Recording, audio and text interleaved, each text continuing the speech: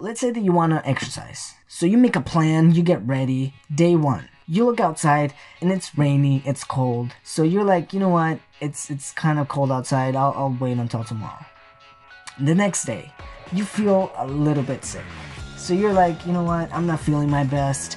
I'm gonna wait until tomorrow. Next day, you're like, well, it's a holiday, family and all. So, I'll go tomorrow. A month later, your buddy asks you, how's your workout going? And you're like, you know what? I haven't really done much since I've been busy and, the holidays, family and all, and I got like super sick. So I think I'm gonna start New Year's. On the other hand, you want to exercise. It's important to you. So first day is rainy, it's cold, it doesn't matter. You put on your jacket and you do your thing. Second day, you feel a little bit sick, but you're like, you know what? 30 minutes, we'll get it done. Third day, it's a holiday, so you say, I better get this done in the morning before my family comes and I get busy.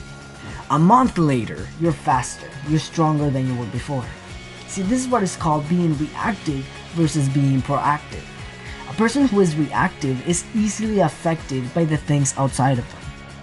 A person who is proactive knows that their behaviors and actions are a product of their decisions and not the conditions. Proactive people are driven by values, in this case being healthy. Reactive people are controlled by their emotions and conditions. For example, let's look at their language. Someone who is reactive tends to use words like, I have to, I can't. That makes me so mad. On the other hand, someone who is proactive uses words like, I choose, I prefer, I will, I rather. Notice how the language of a proactive person has much more control than the language of a reactive person, which lacks control. For example, a person who says, that makes me so mad, is giving up control to the thing that upsets them. On the other hand, a person who says, I'd rather not get mad at that, takes the control away from that situation and he becomes in charge of his response. Okay, we've talked about the difference between proactive and reactive. Now, how do we become more proactive and less reactive? First is to separate what you can control, things under your influence, and what you cannot control. Stephen Covey refers to them as the circle of influence and circle of concern. A typical reactive person has their circle of concern much larger than the circle of influence. As we become more proactive, we focus on the things that we can control, increasing the size of our circle of influence. At the same time, we start letting go of the things we cannot control, shrinking down our circle of concern. Second, the word proactive comes from two words, active, which means doing something, and pro, meaning before. This means that you are ready and active before something happens to you. Let's think about the first example. You didn't really know that it was gonna be raining and cold or that you would get sick.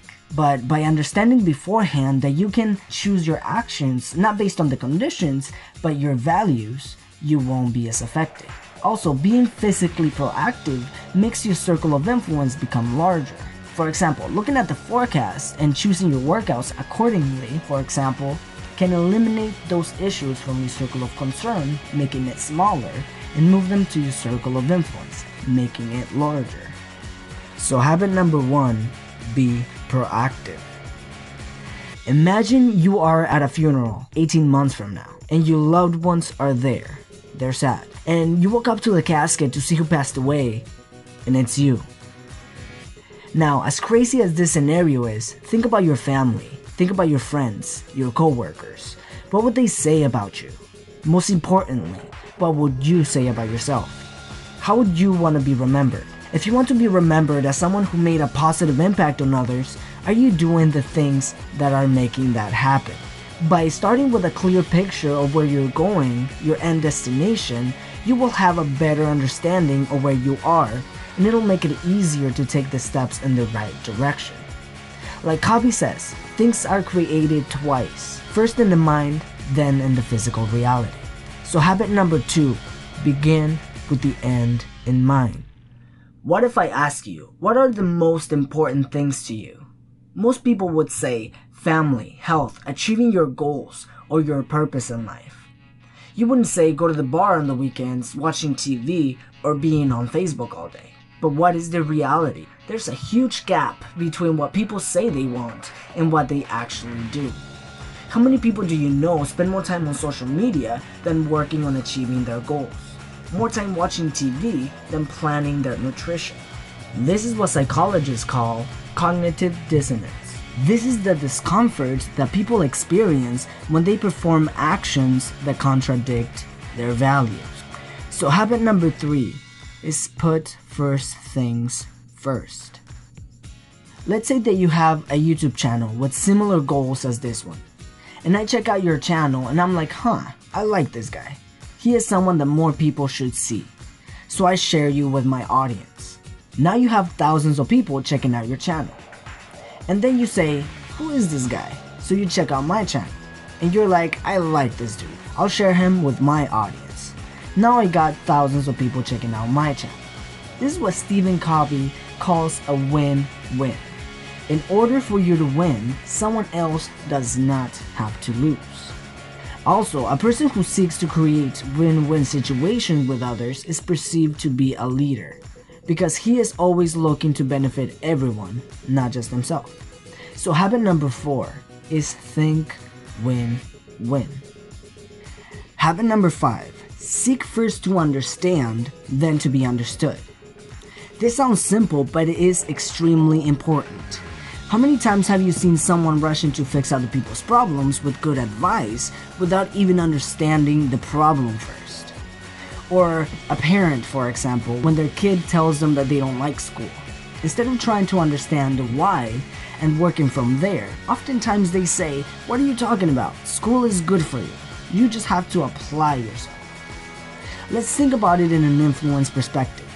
Would you listen to someone who just tells you what to do, or someone who understands your position and suggests an idea based on that? This is extremely important, especially when it comes to business. If you don't try to understand your clients, audience, or customers, it'll be more difficult for you to please your market. So habit number 5 is to seek first to understand, then to be understood. Habit number 6, synergize. Let's think about Steve Jobs and Steve Wozniak. Wozniak was the technical guy who created the first Apple computer, which he never intended to sell. Jobs suggested they should sell it. Synergy means that the whole is greater than the sum of its parts. Jobs had a talent for marketing. Wozniak had a talent for computers. Both of those talents separated wouldn't have accomplished as much as they did together. For those who don't know, they were the founders of Apple, one of the largest technology companies in the world. Of course, you cannot achieve synergy with everyone, but you should always be on the lookout for it. Habit number 7, sharpen the saw. Stephen Covey gives us a great example. There's this dude sawing down a tree. He was tired. His neighbor goes up to him and says, "You should take a break and sharpen the saw." And the guy responds, "Dude, I don't have time for that. I'm too busy sawing." The last habit is all about preserving and enhancing the biggest asset that you have, you.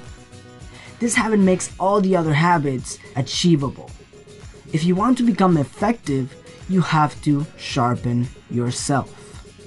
So habit number 7 is sharpen the saw. And those are the 7 habits of highly effective people by Stephen Covey.